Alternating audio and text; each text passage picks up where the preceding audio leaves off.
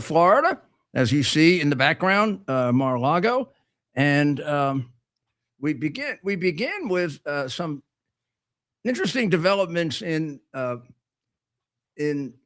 Venezuela with the very strange Nicolas Maduro. I mean, he's been pounded now for months, and I don't know what the number. We've killed like 58, I don't know, maybe 90 drug dealers.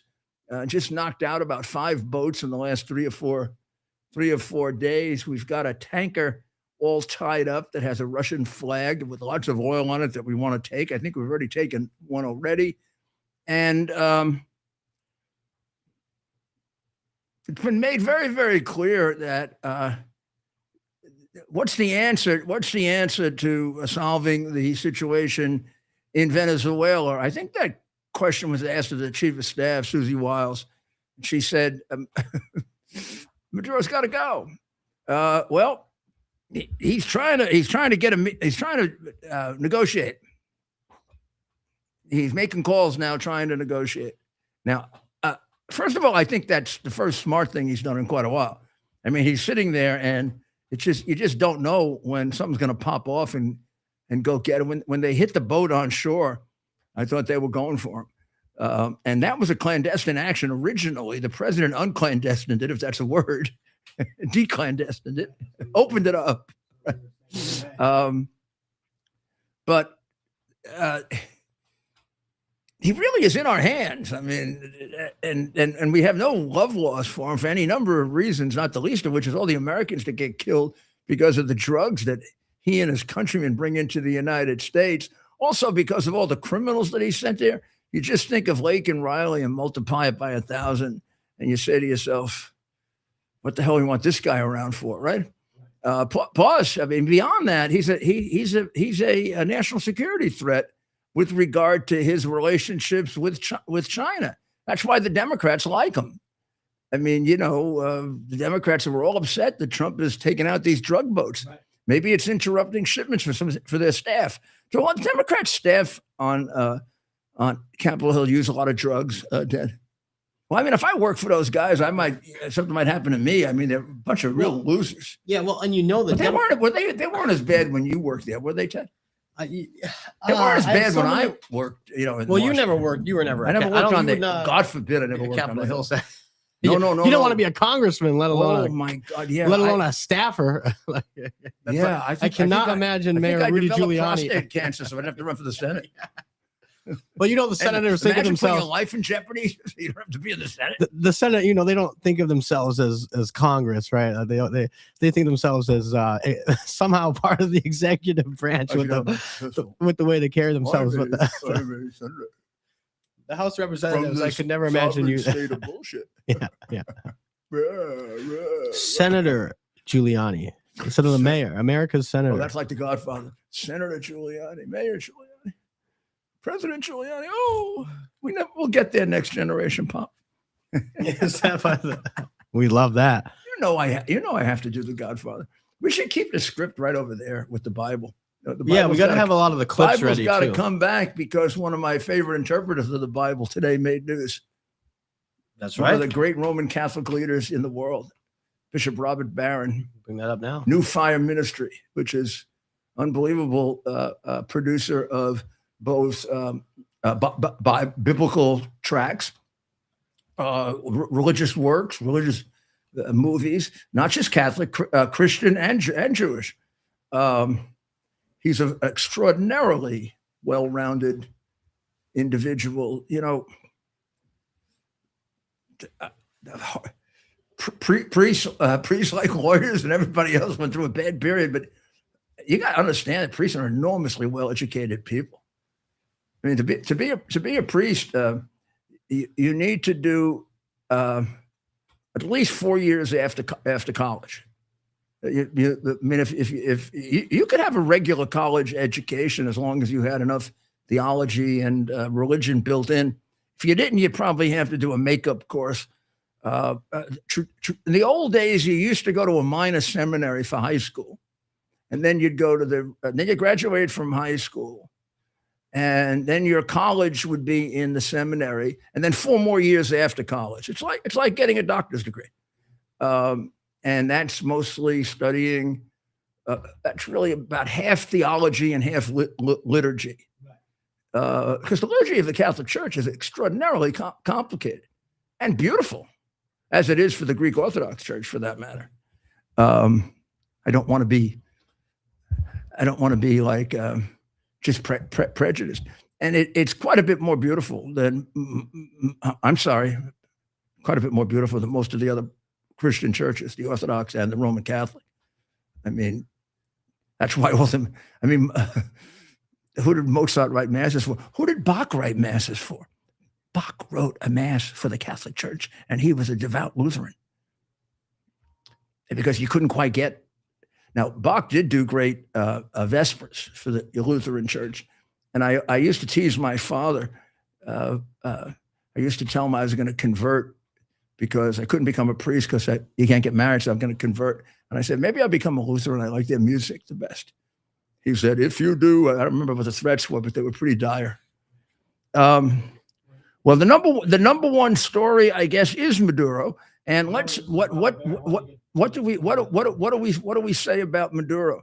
Did he give an explanation of what it is he's reaching out for? And we have not responded yet, right? Meaning the U.S. I don't think our friend who we saw on New Year's, right? Right. The great Secretary of State has much regard for him. I think he thinks he's a scumbag. I'm sorry. I shouldn't have said that. I think he thinks he's a bad guy. Right. Well, here is Maduro during an interview. I'm not sure if this has an English translation, though. So it just takes a second to format But the president hasn't made a response yet to Maduro's remarks. Conversación. Él me llamó Oh, listen to the el subtitle. viernes 21 de noviembre desde la Casa Blanca estaba. Y yo estaba en el Palacio de Miraflores. Conversamos 10 minutos. Y fue una conversación, como yo he dicho, respetuosa, muy respetuosa. ¿Qué le dijo Cordial. el presidente Trump? Lo primero que me dijo, Mr. President Maduro. Excelente. Y yo le dije, Mr. President Donald Trump. Y creo que fue hasta agradable esa conversación. Pero de ahí las evoluciones post conversación no han sido agradables. Esperemos. Y al pueblo de Estados Unidos, yo le digo lo que le he venido diciendo. Aquí en Venezuela tiene un pueblo hermano. Al pueblo de Estados Unidos, inclusive le digo, aquí tienen a un gobierno amigo. Empezar a conversar en serio, con datos en la mano. Y el gobierno de Estados Unidos lo sabe, porque se lo hemos dicho a muchos de sus voceros, que si quieren conversar seriamente de un acuerdo de combate contra el narcotráfico, estamos listos. Que si quieren petróleo de Venezuela, está lista Venezuela para inversión estadounidense como con Chevron, cuando quieran, donde quieran y como quieran. Well, that was yesterday, Yes. and no response yet from the White House. Nope. Oh, they're really letting him hang out there, huh? Right. Well, that might have been what's the time? That actually might be from earlier today. That's still. Early. Well, It looked dark in the video. Just so it check must have and been make last just night. check and make sure. Just check and make sure that there's no response from the White House. Meanwhile, we'll the FBI again starting to act like the FBI. Thank you, Cash. Foiled a potential New Year's Eve terror plot inspired by ISIS. So when we see on New Year's Eve the new mayor, a communist mayor of New York, taking the oath of office on the Quran, remember that's the book that inspires ISIS to kill us, because the book Muhammad tells them to kill us. Why that book wasn't taken and shoved down his throat before he got a chance to use it, I have no idea. why we give any respect to that book at all is beyond me. I'll read you a couple of quotes, but over the weekend, we'll have a podcast out and we'll give you a bunch of quotes from the Quran that'll make you say, yeah, there's a good place to put that book. Just don't get it flushed up, you know? This is not the biggest and most dangerous canard of this new century, which started with the attack of September 11, was when our response was that Islam is primarily a religion of peace. It's primarily a religion of war, with a very quiet majority that doesn't want to have war, but doesn't have the guts to say anything about it. Now, that's the truth. If we face it, we can beat them. And we'll save Western civilization, and we'll save Judaism, and we'll save Christianity, all of which the Quran and their esteemed leader tells them to destroy. Well, Iran is going through a tremendous set of protests that are getting more and more active. We spoke about that last night, and tonight we have someone who knows more about it than anyone I know, and that's Ali Reza, my good friend, who I guess is he in Washington, Dad? I believe so. Maybe we'll take a short break and come back. Yeah, sure. And he's gonna bring us up to date. He's gonna bring us up to date. I spoke yesterday to his associates, Madam Rajavi and Farzeen, and got their perspective.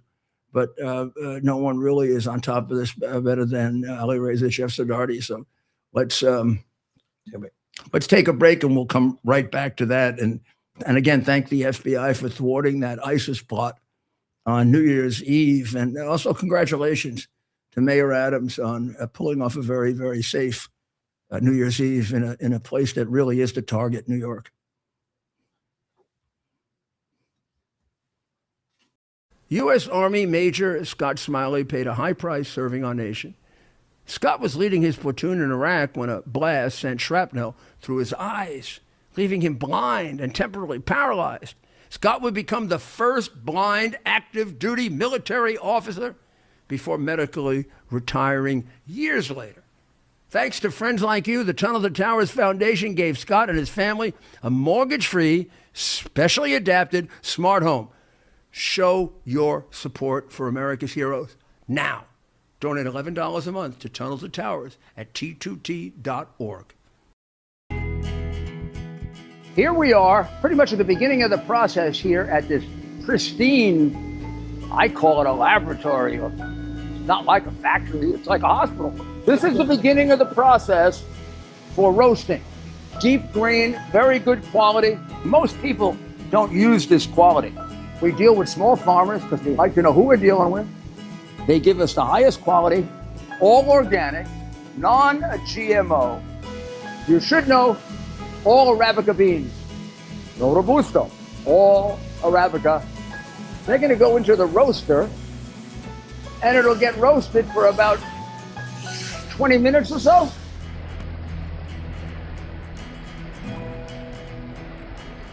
Oh my goodness, look at these. My goodness.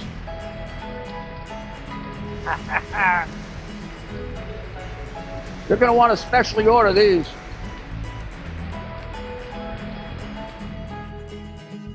This is what goes into Rudy's coffee.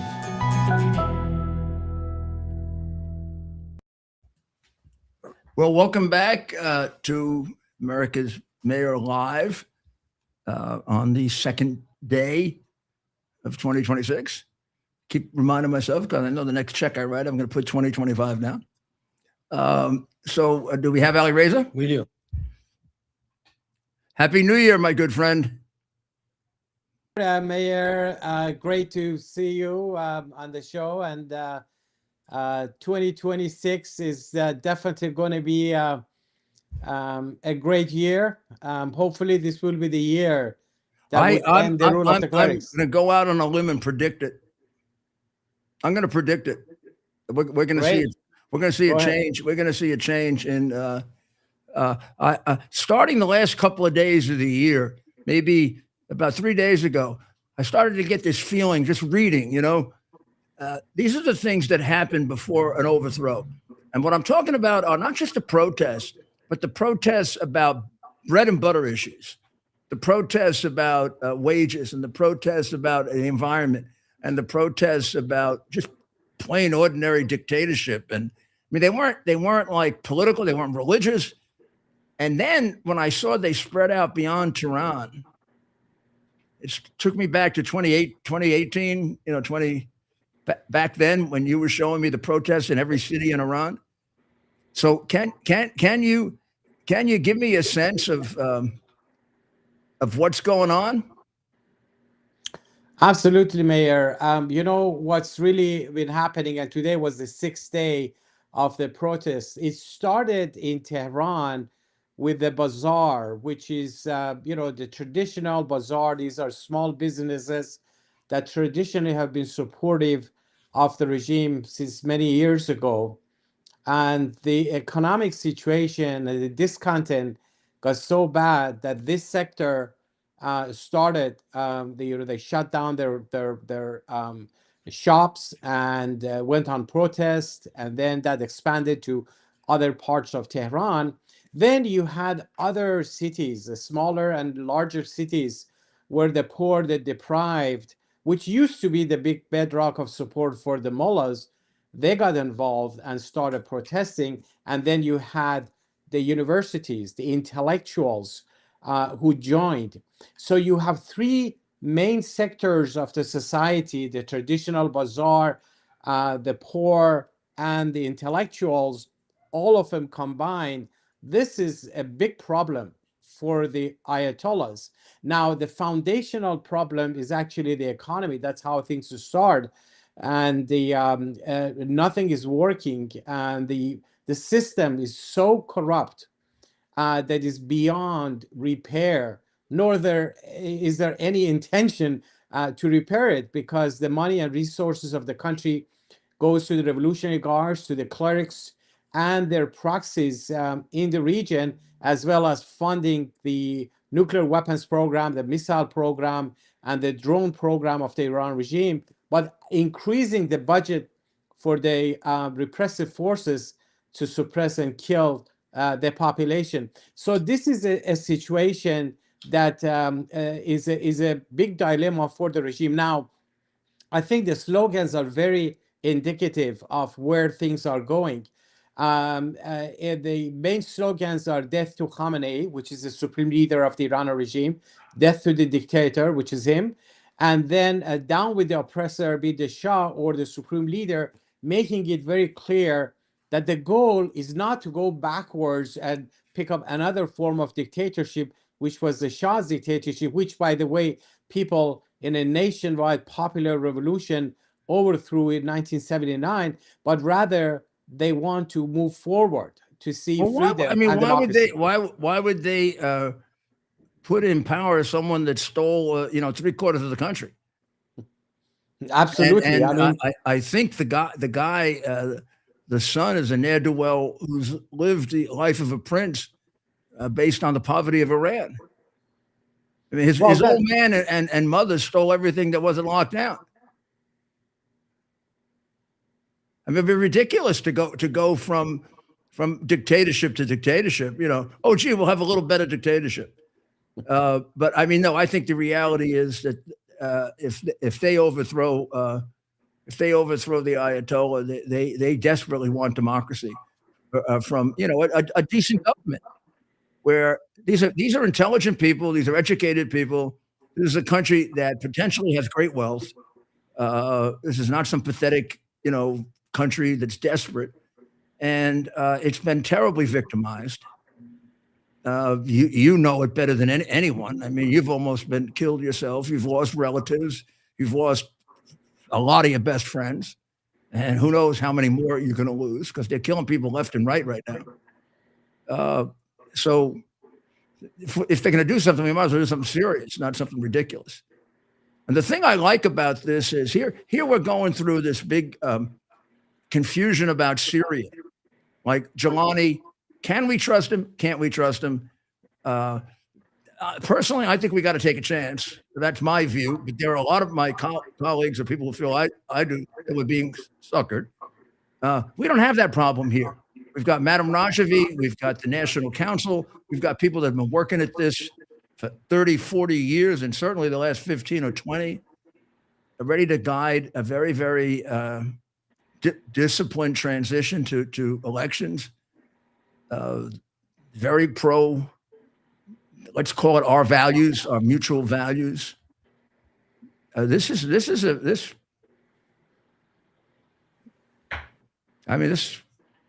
all the makings of maybe just a little push. And you must have been very surprised. They must have been very surprised with the president's reaction, huh?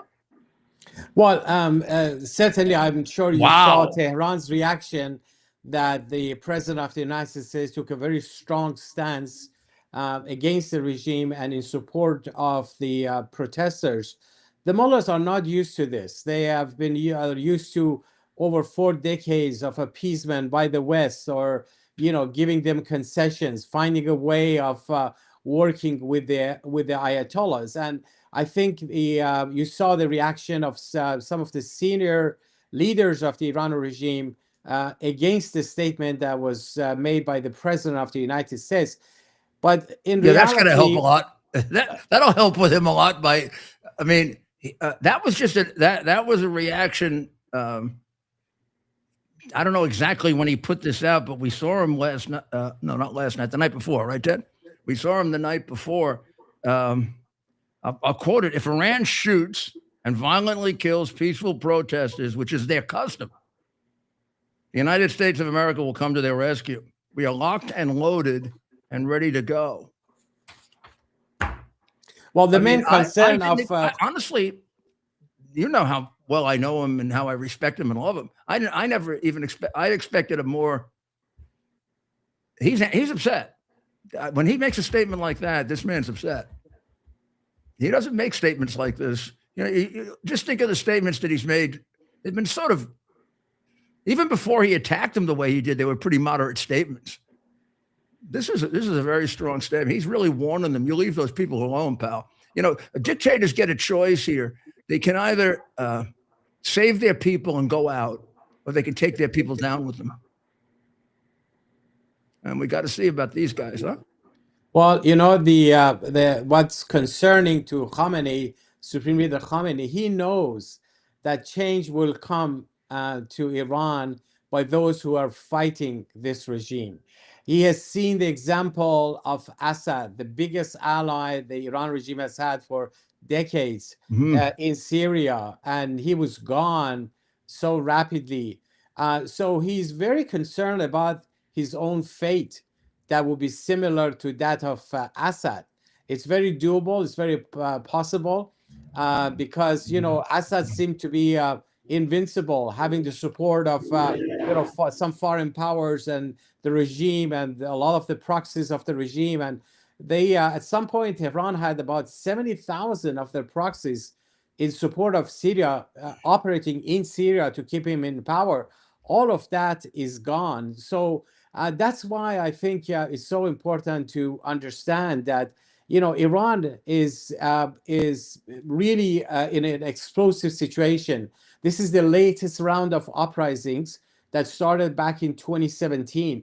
People are not asking for foreign boots on the ground or appropriation of money. None of that is needed. Why? Because on the ground, there exists an organized force with a history of decades of resistance against the mullahs, who paid the price, stood firm against the Iranian regime, who have been the target of the regime's terrorism, who have been very effective in exposing the nuclear sites of Iran and their terror operations, their missile program, their drone program, and all of that. And they are acting as engine during the protests. Those resistance units that the MEK has, which is the same movement that exposed the nuclear sites, these resistance units have been doing this for for years, showing the people of Iran that the Revolutionary Guards, the Basij, the clerics, they're not 10 feet tall, they're vulnerable. You can stand up to them. And that's why the courage you see in the streets of Iran didn't just happen overnight. There's a history of defiance and resistance by the MEK and those who pay the price, that now you can see that in the streets of Iran, all over the country. Now, there are two ways that the regime is looking to end the uprising. Number one is to suppress the crowd, the protests, in a very calculated way. Sorry. And second, try to derail it. And the way to derail it is to make it as though it's about returning back to the Shah's dictatorship. They have their own guards, the Revolutionary Guards, the plainclothes people, who anytime there is a slogan in different parts of the country, death to Khamenei, suddenly you see a few plainclothes people chanting, chanting like long live, Reza Shah, which is a grandfather, the father of the deposed Shah, just derailing everything and trying to create division and confusion as though this is about the past. This is the way to keep the regime in power. But people of Iran are so educated, they're so alert, they're not going to be beguiled by that. They're hoping that maybe outside of Iran, some people might take the bait and say, oh, well, maybe it's better to go backwards instead of going forward. But that era is over, as we said, Mayor.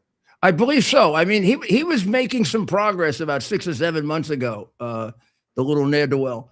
But I think it's been pretty much shown, particularly his cooperation with the Revolutionary Guard, which really should put him in prison. I mean, he's been working with them. There were recordings of him talking to them. I'm going to ask you this question, even though this sounds far-fetched, Ali Reza. Is it possible that the Revolutionary Guard would turn things over to him and use him as a puppet?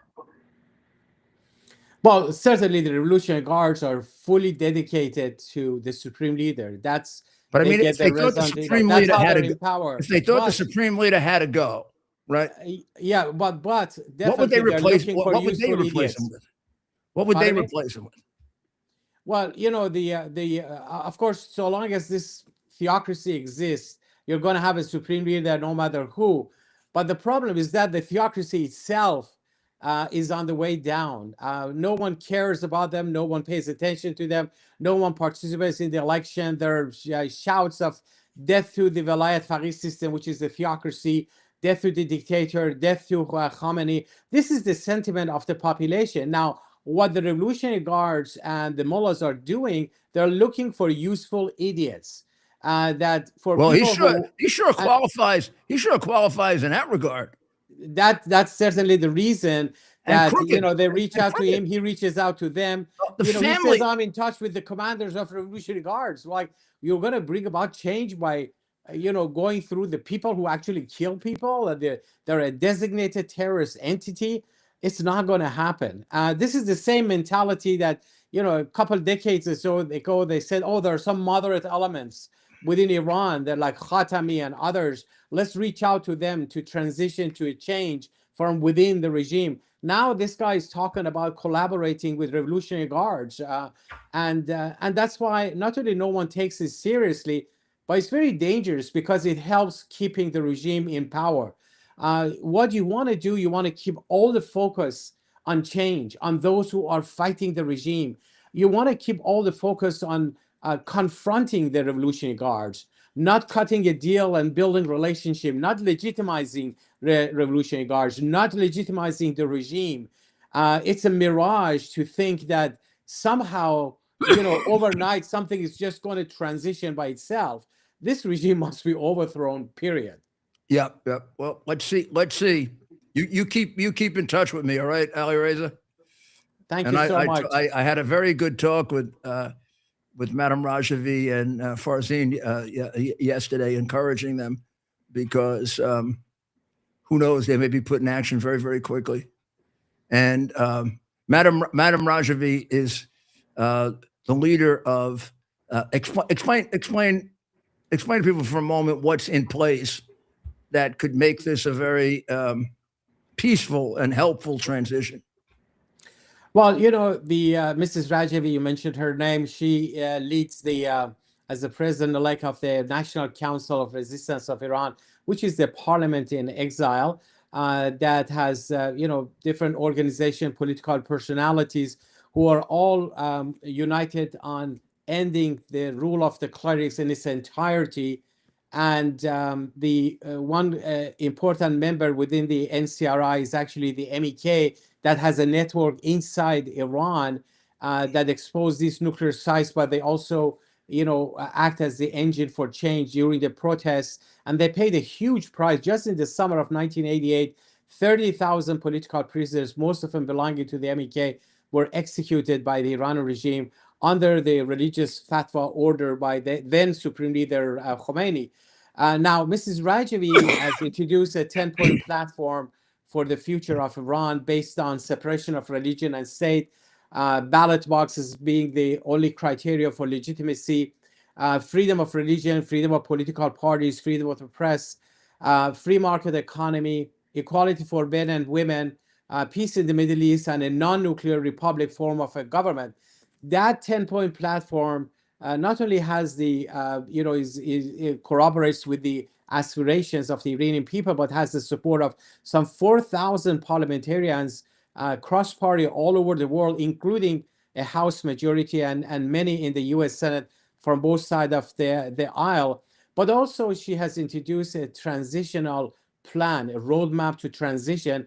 Once the mullahs are overthrown, it's not going to be chaos because the mullahs are frightening others. Oh, if we go, there's going to be chaos. There's not going to be chaos. Because she has committed, the NCR has committed to free and fair elections within 6 months after the fall of the Ayatollahs that would lead to the formation of a national and constituent assembly. And that assembly will determine the future of Iran by drafting a constitution, putting it to vote, determine the future form of the government. And in this period, Mrs. Raja will oversee the peaceful transition, making sure that the power is actually transferred to the true representatives of the people of Iran. Mrs. Rajavi has said repeatedly that we are not fighting this regime to replace it ourselves or even share power. Instead, we are fighting the regime I can to make tell you sure that the is people have the right to choose their own representatives. having worked with you now, how long? 15 years? I can tell Maybe you that's more. absolutely true. Ali Reza, could I ask you to do a teeny favor for me? Absolutely, Mayor. Could you put together just a list of over the years, last 10, 15 years, the bipartisan support that you've had in the United States? Absolutely. In other words, Democratic senators, governors, Republican senators, governors, mayors, Attorney General Mukasey, Louis Freeh. I mean, you name it. There is a very long list of them, Mayor. Yeah, and you're about the only chance I was getting for a while to talk to Democrats. Yes, definitely. I know this issue is very bipartisan because it's not about partisanship. Governor it's about, Richardson, who's now passed, but right. he was so active with you and so Yes, dedicated. Senator Joe Lieberman was the same. Pardon me? God bless him. Senator Joe Lieberman. Oh my great gosh, ally. Joe! Yes. Joe is like a saint. Yeah, Yes, I mean, Joe was unbelievable, and his wife. Yes. I mean, they were just. It's a labor of, for Americans, it's a labor of love because we're fighting for freedom, for a country that has been deprived of freedom, and a country that could turn around the entire Middle East. I tell people without any hesitation, I don't believe you're going to get peace in the Middle East as long as the regime of terror is around. They're going to do everything they can, no matter what we accomplish. They're going to try to find a way to disrupt it the way they did before, because it's peace in the Middle East is totally destructive for them. It's the same thing as being taken out of power. So if we were to take him out of power, I can see these Abraham Accords and everything else just going forward pretty quickly. Absolutely, you're absolutely correct. You know, the head of the snake of war and terror lies in Tehran. So does the solution. Look at the example of the past 4 or 5 decades. Nothing has worked in the Middle East. Why? Because the Iranian regime has built its strategy for survival on terrorism, on development of nuclear weapons, missile program, drone program. They spend much of the money and resources on this. That's why a country like Iran, which has the second largest oil and gas reserves combined in the world, has 80% of its population living below the poverty line. That explains why the people are revolting. That could end very, very quickly. Well, Ali Reza, we're going to stay in close touch over the weekend. I may want to do like a more lengthy podcast that we can put out, giving a little history of this to people. I think it's really important they understand. I think they understand who the National Council is, who the MEK is. They've undergone tremendous sacrifices. How many? 30,000 in that 1 year alone. But since I've been with you, thousands and thousands. I mean, I remember when we were fighting to remove people from Iraq, and the delay alone cost us maybe 100 people or so. It would really weigh on my conscience tremendously. Every day, it was like all of a sudden you'd get a call and 6 people were killed by Soleimani did a lot of that. Absolutely. Qasem Soleimani, the head of the terror master who headed the Quds Force of Revolutionary Guards, was behind all the attacks, in Iraq against the MEK members. And they got him. Some 3,000 of them. They got him down from Ashraf to the capital. Yes, exactly. Supposedly to be safer, and then they were picking them off in the capital like they were in a shooting gallery, right? They would come in and they'd pick off 3 or 4 people, and then they pick off another 3 or 4 people, and another 3, and they were torturing people, trying to turn people, trying to get them to rat out, Absolutely, they did all of that. In addition, they were firing missiles. These were defenseless people who were, internationally protected people under the Fourth Geneva Convention. Yet, Qasem Soleimani, with their proxies in Iraq, were targeting them.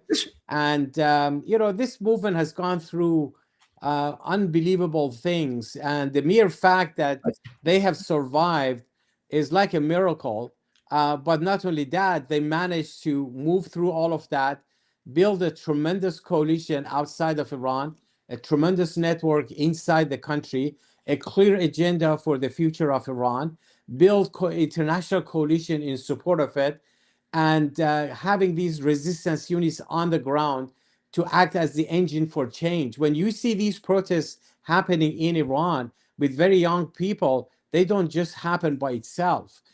These are all happening because over decades, a price has been paid and a culture of resistance was created. You mentioned those who have fallen for freedom, Mayor. I have this booklet here, the list of those who've been executed by the Iran regime, some 20,000 of people, their names and particulars and pictures are here. I have you gave me a copy of that. I have it in that room right there.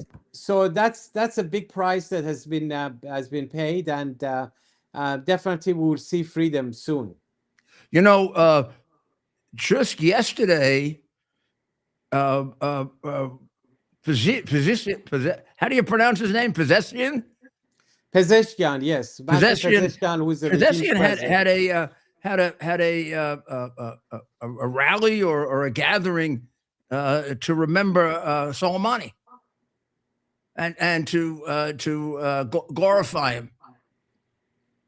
I mean, the guy was a cold-blooded murderer. He murdered many of the MEK people. He murdered a lot of Americans. I mean, he was the main force in Iraq that was killing American soldiers. That's why, Mayor, anyone who is part of this regime, including its president or anyone who is associated with them, they're parliamentarians, commanders of Revolutionary Guard.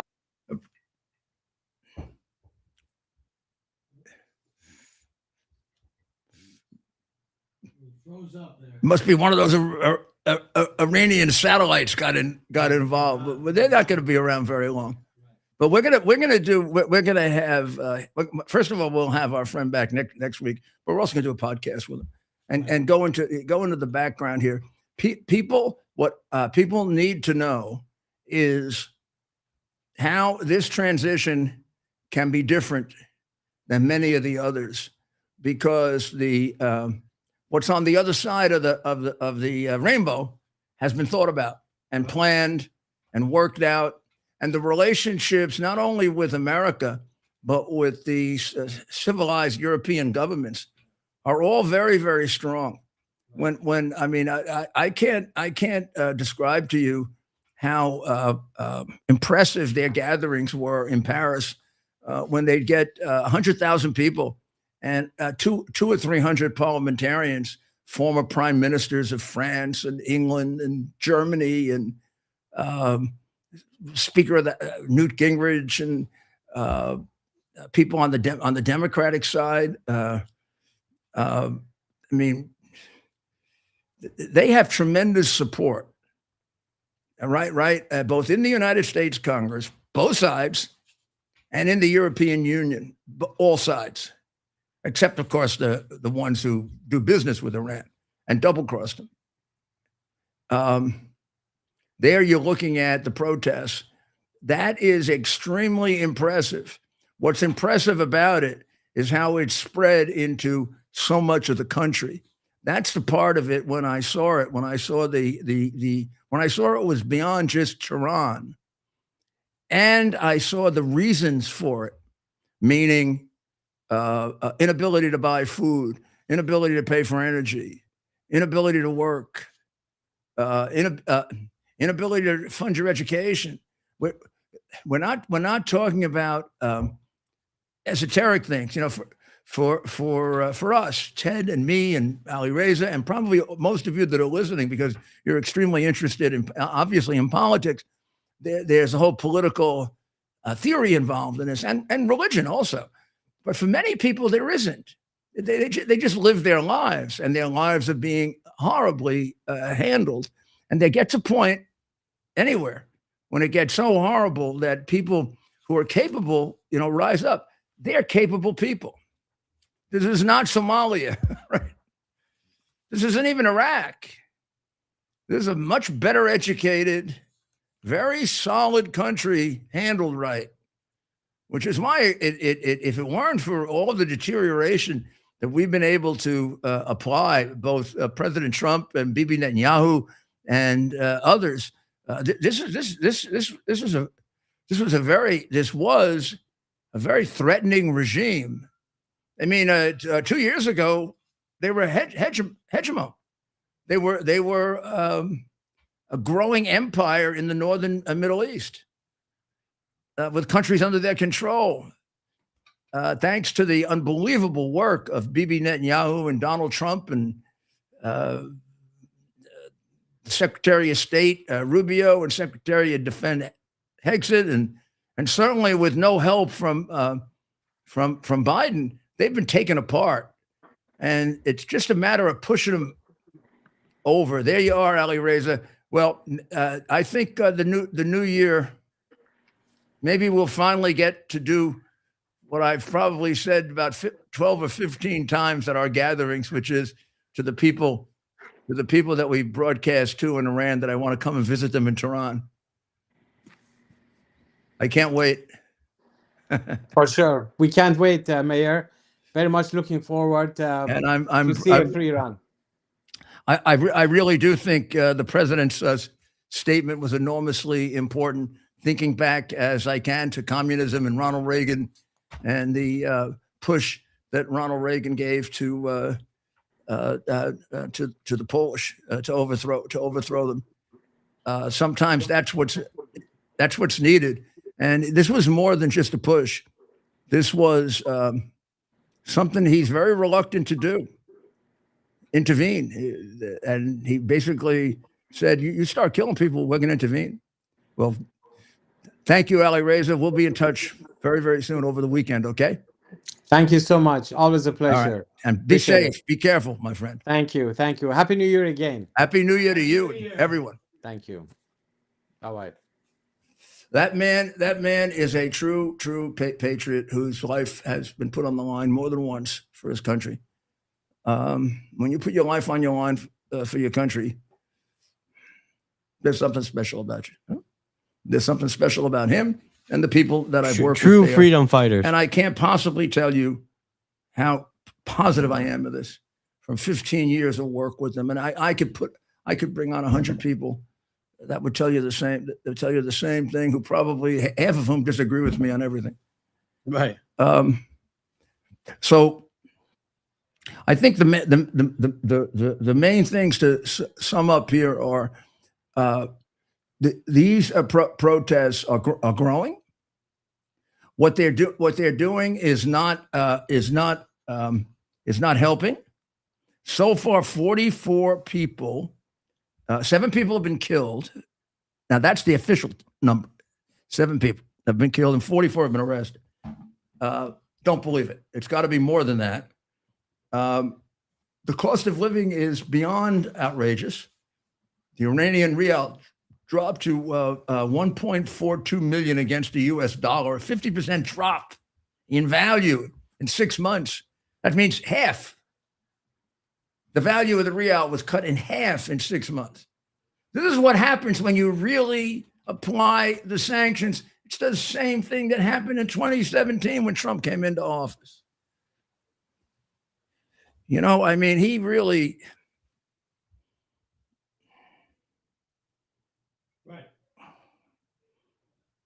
The plummeting currency has driven inflation, with food prices soaring by an average of 72% compared with last year. You know where I'm getting these statistics? They're not trumped up. This is from Al Jazeera. I got these from Al Jazeera.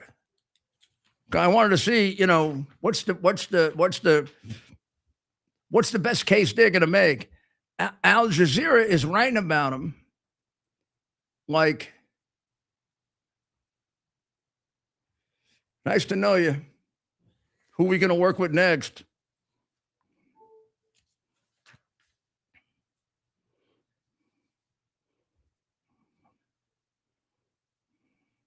On Thursday, Iran, Fars news agency reported that 3 people had died in confrontations with security forces. That means they were killed by the Revolutionary Guard. A further 3 deaths were reported in Asna and in Kudash, which is right in the center of Iran. These are not big cities. Some protesters started throwing stones at city administrative buildings, including the governor's office, the mosque, the Martyrs Foundation, the town hall, and the banks. And police responded with tear gas. Pezeshkian doesn't know what to do. He's holding back from an outright crackdown. The president has basically now told them, you do a crackdown, you may get American military intervention. Or we could use the Israelis. Not that they wouldn't be very anxious to do it. They may do it anyway. They appointed a new governor of the central bank on Wednesday. Maybe they want, what's his name? Well, let me try his pronunciation. Abdel Nasser Hamadi. And he's gonna restore credibility. As I said, on Thursday, they held a ceremony for Soleimani. That's going to really impress Trump a lot, knowing how many Americans Soleimani killed. Now, it is true they've had mass demonstrations before. We talked about 2018. Those were very, very big. But then in 2022, you remember when Masha Amini was killed because she had a little hair sticking out over here. That one spread across the entire country. And the United Nations, which favors them, actually found that they had committed crimes against humanity, about which they did nothing, of course, in trying to restore order. And the general sense of Al Jazeera is that these protests are going to expand.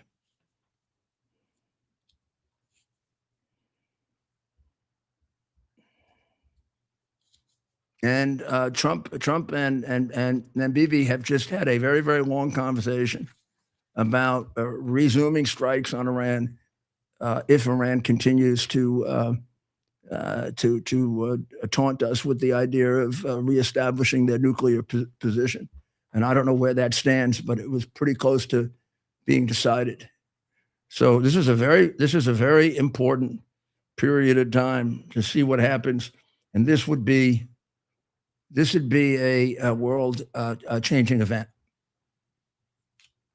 for freedom and democracy. It'd be a real shot, believe it or not, it'd be a real shot in the head to Russia and China as well. We talked about the FBI disrupting the attack in North Carolina.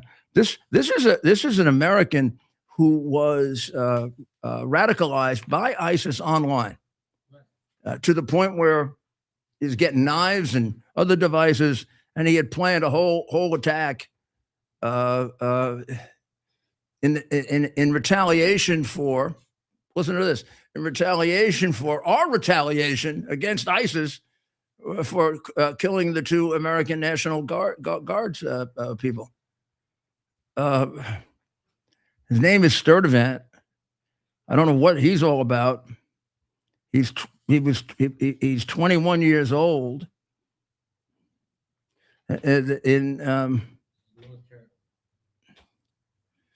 The FBI in Charlotte received information that Sturdivant was making multiple social media posts in support of ISIS.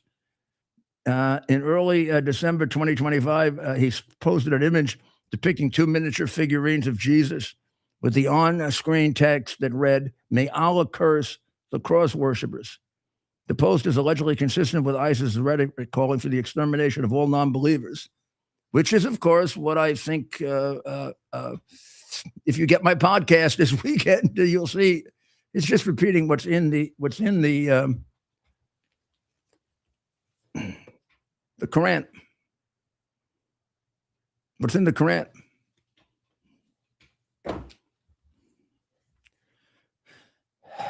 This is not somebody made this up. This is all in here, all in the Quran, all taught to them by Muhammad.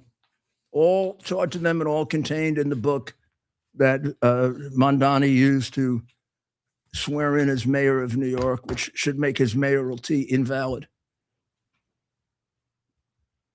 It should. I mean, you got to take a look at what's in that book. Bishop Barron, who is a great man, by the way, had some very, very brilliant remarks about Mondani. Now, Bishop Barron is a Roman Catholic bishop, but he's also the leader of a very, very fast-growing group.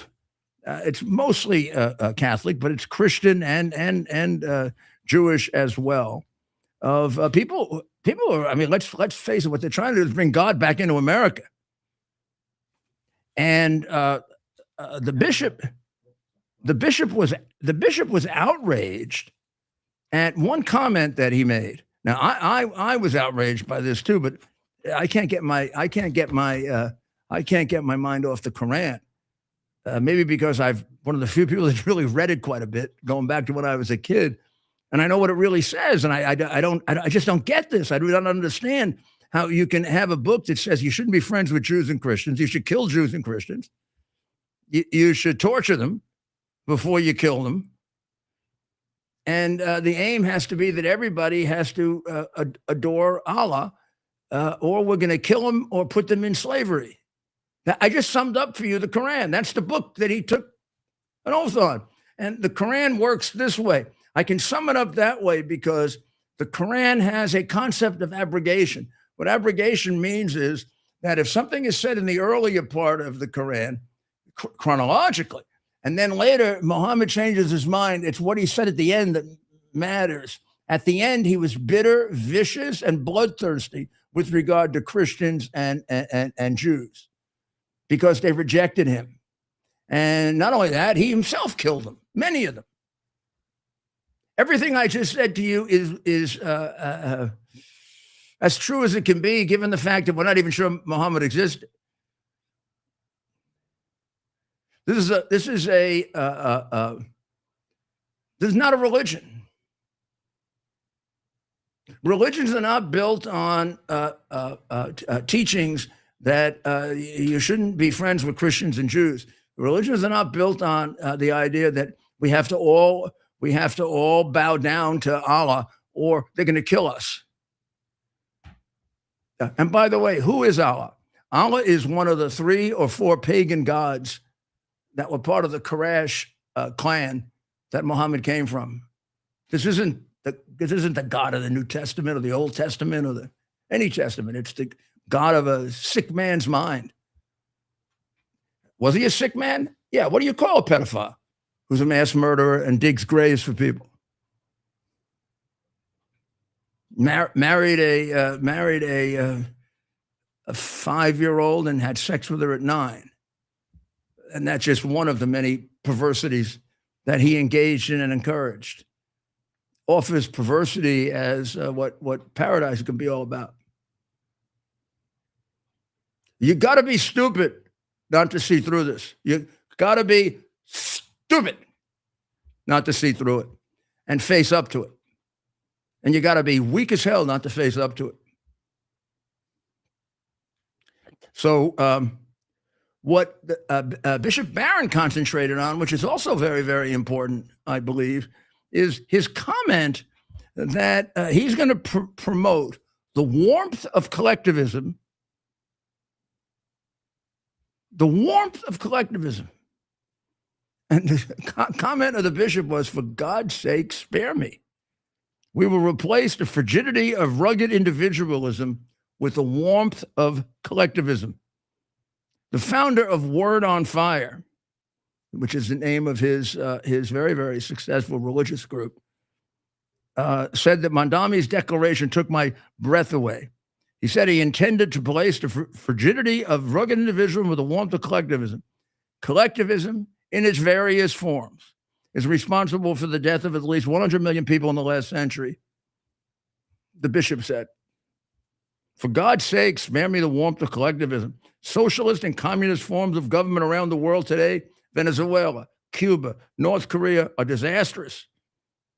Catholic social teaching has consistently condemned socialism and has embraced the market economy, which people like Mondami caricature as rugged individualism.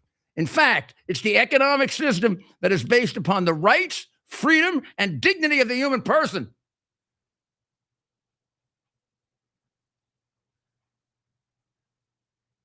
It comes out of the humanitarianism of 17th and 18th century England. It's the economic form of democracy. It's economic democracy.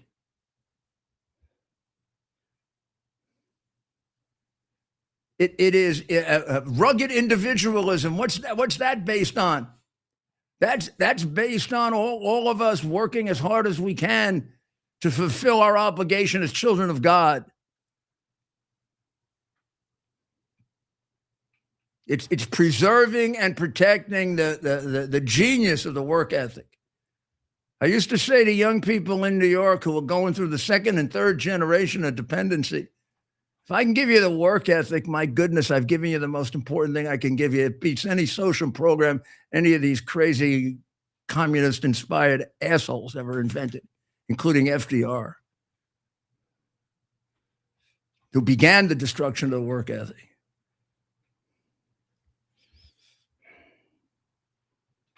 Now let's look at, I cannot escape the dire scene that he presented in the underground of New York, in what looks like Lex Luthor's lair in Superman. I mean, you want to convey evil, Mandami. You sure did it. You had just two people there, one of whom is one of the biggest scoundrels in New York. I'm not talking about your wife. I'm talking about the heavyset one on the other side. And there you are. I mean, what the hell are you doing below ground, you little creep? That's not City Hall. That's a subway station that hasn't been used in 40 or 50 years, except the film Superman, where the evil genius resided. Look at that. It's all dark. You expect somebody to come down and push them on the tracks like they do every other day on the subway.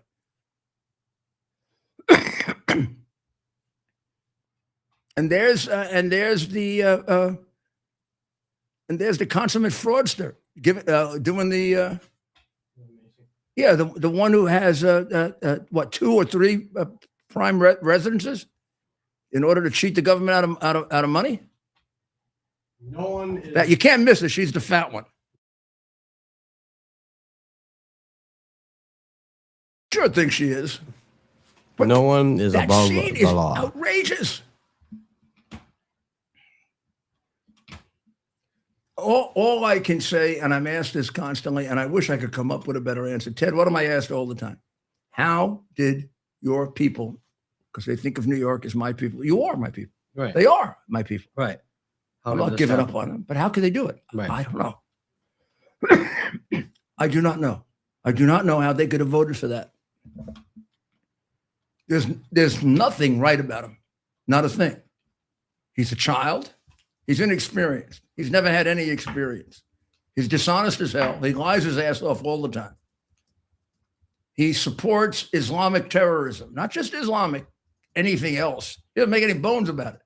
He supports a letter and verse, all this crap in the Quran. He's a communist. He believes in solutions that lead inevitably to mass violence. That's what socialism does. It leads to violence. It's all ended up in fire and smoke, just like Black Lives Matter riots and similar riots by his type of people.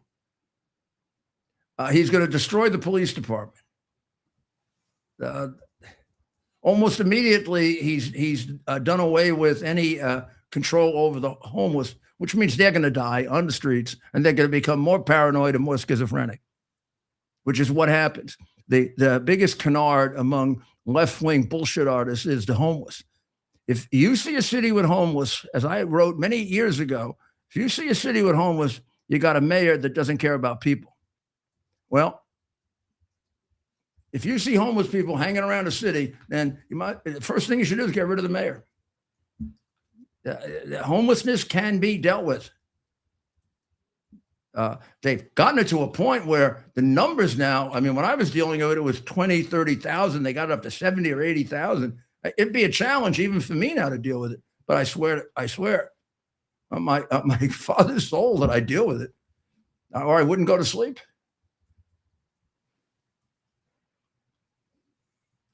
Hand on the Quran. Gee. Governor DeSantis also wrote on X that the warmth of collectivism always requires coercion and force. How many dead over the past 100 years due to collective ideologies? Ron asks. He's already targeting city landlords. He wants to put controls on how much they can charge, which just means they'll let their property deteriorate. They're a left-wing, almost communist nut who understand how destructive rent control is. This little jackass doesn't. But I think he does, because I don't think he cares. His whole mission is to destroy. That's why he's there. That's why he's there as a sympathizer with Islamic extremism. That's why he's there as a Jew hater. And that's why he's there as a communist, to destroy us. He's also revoked Mayor Adams' executive order that barred city agency from disinvesting in Israel so that you can destroy the state of Israel and make sure that the Jewish people in Israel all die. Lee Stefanik, who was running for governor, unfortunately isn't, pointed out that he's a terrorist sympathizer. Yeah, that's exactly what the hell he is. He's a terrorist sympathizer. Exactly what he is. 100% what he is. Ted, before we go, I want to. We're going to get this out over the weekend, but I want to show them. I want to show everyone so they understand as we go into the weekend how serious this is. Right. And what I mean by that is how serious this Muslim thing is. You know, there's a lot of talk. There's a lot of talk about Mondami being a communist and this collectivism thing, and it sure is serious. I mean, there's no doubt about that. But even more serious is how he is a supporter of Islamic terrorism. Right. And first of all, the minute you put your hand on the Quran, unless you're an ignorant, illiterate fool, you know you're swearing on a book that main purpose is to provoke violence and destruction of the Jewish people and the Christian people. As I explained in the podcast that I want you to get, this is really important because I need your help, and you'll see what I mean by that. We've got to join up, and we got to get the American people to face what the Muslim religion really is. We got to get the Muslims who say, "Oh, we're good people. We're just like you. We believe in peace. We believe in love. We believe in turning the other. We believe in all that." Well, okay, so now believe in it and condemn all those people who don't, who are part of your religion, and act in the name of your religion. When they kill us, they say Allah Akbar in the name of their God. Well, I'm tired of getting killed in the name of Allah, or having my fellow citizens get killed in the name of Allah. And I'm tired of being threatened by you bastards in trying to kill me. And now that's the very beginning. I'm sorry, you got to understand about this huckster thing here. This thing is written in reverse order. The Quran, largest chapter first. You can't figure out what the hell the rules are, because here's the way it works. Muhammad, who either was possessed by the devil or an epileptic, who used to go on the ground and have big seizures, and screwed a 9-year-old girl because he's a miserable, perverted pedophile, if he existed. Imagine if he didn't exist, creating somebody like that. What do you want to create, a monster? So Muhammad, when this thing was dictated to him by Gabriel, and he was supposed to write it down. Here's the problem: he was illiterate. How was he going to? What did you say, Ted? How is he going to write it down? I don't know. I mean, they have tablets now, AI tablets like Remarkable and iPad and Grok. Yeah, I mean, I guess he could have put it. He could have had it. I have one of those I love that I use. I put it on for press conferences. Yeah, I put it on for press conferences, and it summarizes the press conference. And I don't think they had those back in 610. What do you think, Ted? I think Gabriel started talking to him when he was 40. So he was born in 570. So that'd have been 610. Gabriel started talking to him, or he started going nuts. Well, which you want to pick? The people who grew up with him, the Quraysh, who were his family, and people in Mecca, bet on the fact he was crazy when he started saying, "Gabriel, talk to me." Mm-hmm. All these other people who have been dying for centuries bet on the fact that he's telling the truth. And they've been killing people and getting killed for centuries. It's been one war after another, after another, after another. As soon as he left Mecca, he started to go to war. One war after another, after another. They killed thousands of people, thousands and thousands of people. Executed them when they came into a village, put them in mass graves. And now you want to see it in black and white. Quran 2:16. This it says Quran 2, so you would think it's right at the beginning of the Quran. This actually chronologically comes maybe 2 years before he died, because he got a lot of scholarship was involved by Islamics in reversing it, so you can get it in chronological order. Because at the beginning he says how nice, not how nice, but how we can accept Jews and Christians. By the end, he wants to kill them. So which is it? So they have a doctrine called abrogation. The latter abrogates the former. In other words, the latter prevails. So if it says, be nice to the Jews, or it says, kill all the Jews, 10 years later, you kill all the Jews. Now, you can't tell that from this tricky Quran, which is supposed to be a holy book. Ha, ha. Ha, ha, ha. And millions of people dead as a result of the ha, ha, ha. There's no holy book. You can't tell from this book absolutely what the rules are unless you know how to interpret it. So put it back in alphabet, put it back in chronological order, and what you get is just before he dies, he tells his people, fighting is prescribed for you, and ye dislike it. But it's possible that you dislike a thing which is good for you.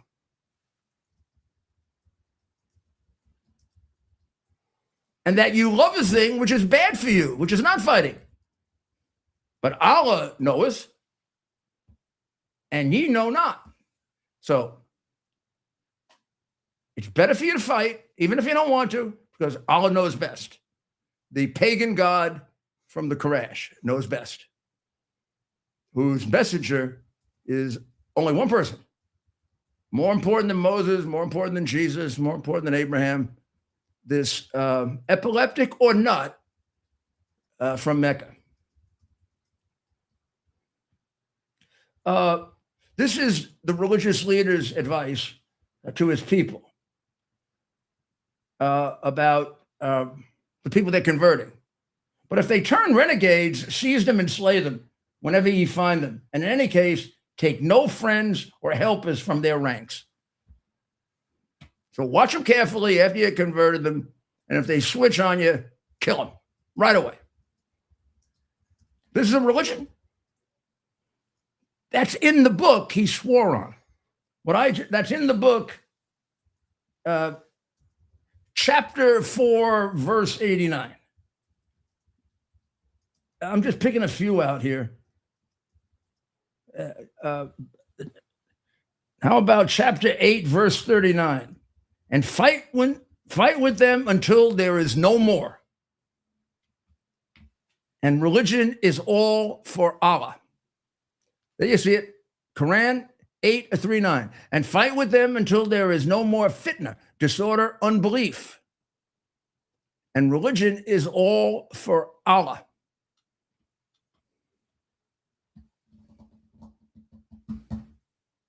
So what's the goal? We all live under Allah. Again, derivation of Allah, pagan Quraysh god, one of many. Just the one with the best name, I guess. Quran 9:5. Now, all of these quotations in the Quran come in the latter part of Muhammad's life in what is known as the Medina or Medina period. The Mecca period is the more peaceful. He almost gets killed and gets kicked out of Mecca by his own people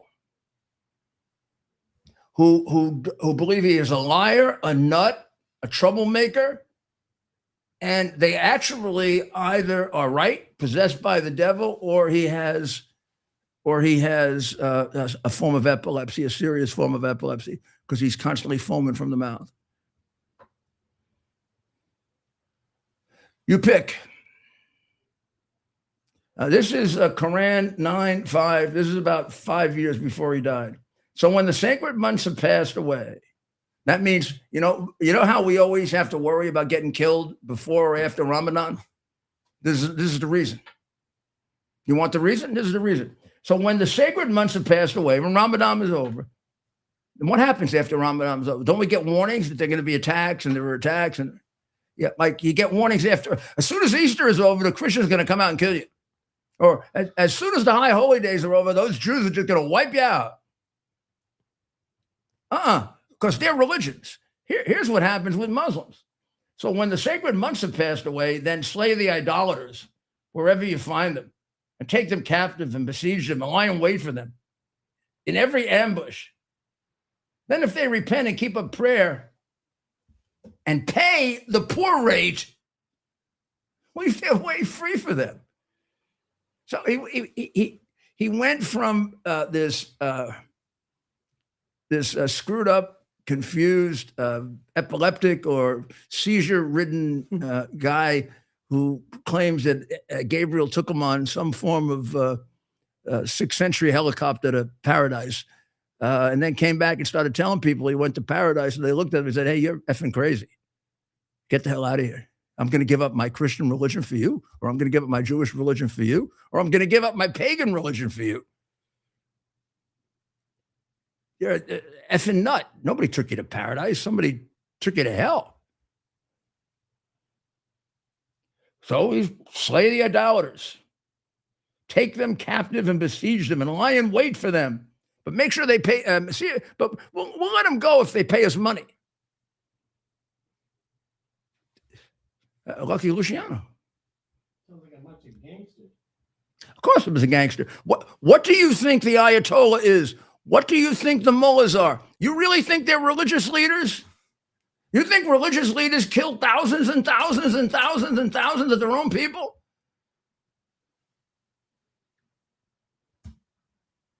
You don't think they're wealthy as hell? You don't think that's why the country's starving when it's got more oil than God ever expected anybody to have?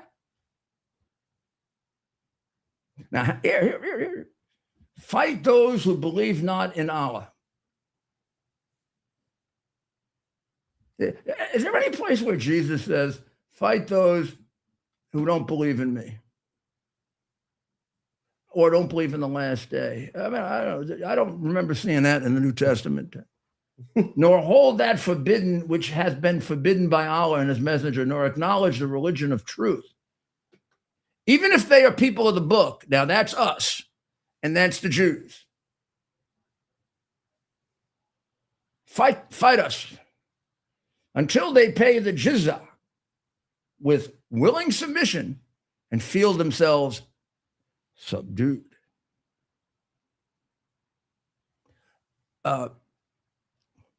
Strangest thing about black Muslims, how the hell they became Muslims, I can't figure it out. The single biggest purveyor of black slavery are Muslims. The people who took the most slaves from Africa by an enormous amount compared to Europeans, Muslims. The ones who held on to slavery longest, including now, Muslims. It's the last religion black people should join.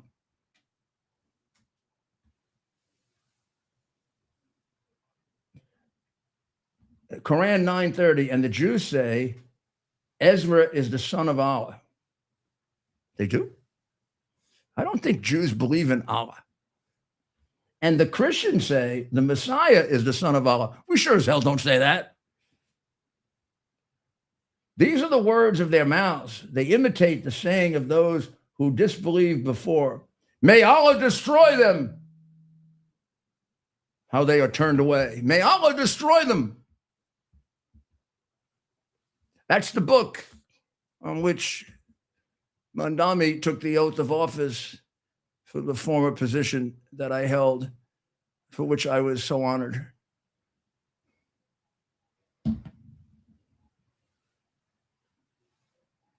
Christians say the Messiah is the son of Allah.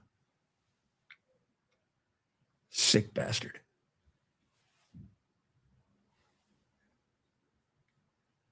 Remember in Chicago, it happened when I was mayor, right before they put feces on the Blessed Mother. They did a painting, a disrespectful painting of Muhammad. And they had to take it down, and Chicago had to.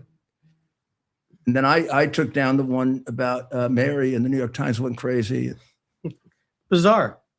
I mean, Mary was the son of God, was the mother of God. And if you don't believe in my religion, there's nothing about Mary where she ever hurt anybody, hurt a fly. If you believe the story as just a story, her son was killed. If you don't believe the story, well, she still was just portrayed as a beautiful woman, good mother, good woman. And they put cow feces on her. And I say, but we're not going to use public money to support that. You want to pay for it privately. Perfectly reasonable position. New York Times goes nuts. The courts go nuts. The liberals go nuts. And I go, screw you. Meanwhile, in Chicago, they just have like a picture of Muhammad. I don't know what. I mean, I got a great picture of Muhammad. I got to go find it somewhere. It's a painting that was done probably in Spain, where he lines up the Quran. I've forgotten which of the communities, the Jewish communities, but he lines up 10 of them, has them dig their own grave, and kills them, sort of like predicting Hitler and the mass grave. That's what the Jew hater did. When we have more time, I'll explain to you about honor killings and how Muhammad instructed Moses on how you can kill a kid if you think the kid is not going to obey Allah and therefore disgrace his family, so that the family can then conceive a better kid. Plus, you have to kill your daughter if she gets pregnant out of wedlock. And by the way, Muhammad brought stoning back. The Jews had done away with stoning for about 400 years. And when the Jews had their own situation, and Muhammad was in that position where he was like playing both sides against the middle, they were having a big debate about whether they should do restore stoning. He encouraged them to do it and to kill the girl, which they did. He also ordered stoning on any number of occasions for adultery, for rape. I mean, the victim, and for homosexuality. And in the earlier part of the Quran, they have suggestions of other punishments for adultery, like 1,000 lashes. And he deliberately uses abrogation to make stoning the punishment for homosexuality and for what he regards as adultery, which he committed all the time. He was constantly committing adultery.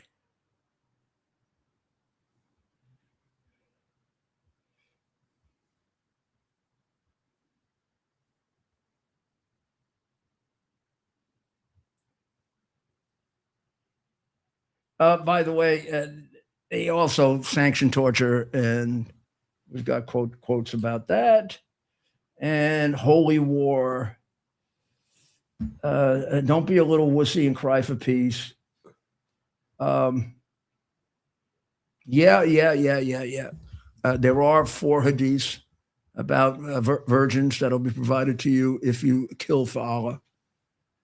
There are 4 hadiths that say that, and there's support for that in the Quran, although not as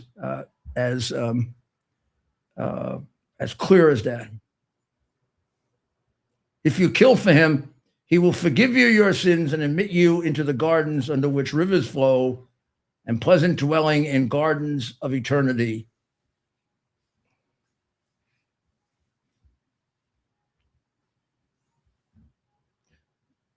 Sort of like one of his last messages was, and kill them wherever you find them and turn them out from where they have turned you out.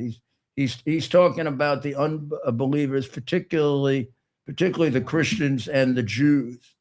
Worship is for Allah alone. I don't know. Get the podcast, read it. I mean, listen to it. If you want